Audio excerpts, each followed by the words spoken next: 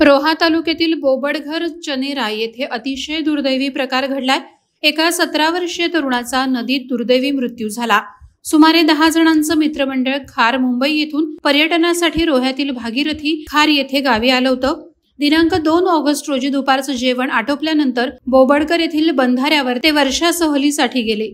सूत्रांनी दिलेल्या प्राथमिक माहितीनुसार बंधाऱ्यावर गेल्यावर वानरमोर नदीचा पाण्याचा प्रवाह अधिक असल्याने पाण्याचा अंदाज घेण्यासाठी हिमेश नारायण ठाकूर वय वर्ष 17 राहणार खार मुंबई हा बंधाऱ्याच्या काठावर उभा असताना शेवाळीवरून त्याचा पाय घसरला।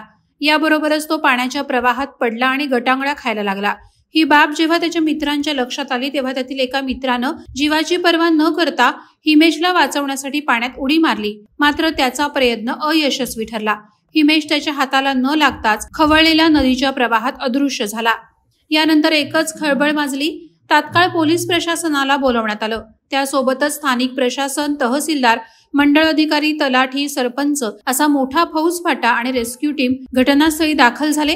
तात्काळ शोधकार्य सुरू करण्यात आलं, मात्र अंधार झाल्याने शोधकार्याला अपेक्षित यश आलं नाही। साधारण 7 वाजण्याच्या सुमारास मदत कार्य थांबवण्यात आलं।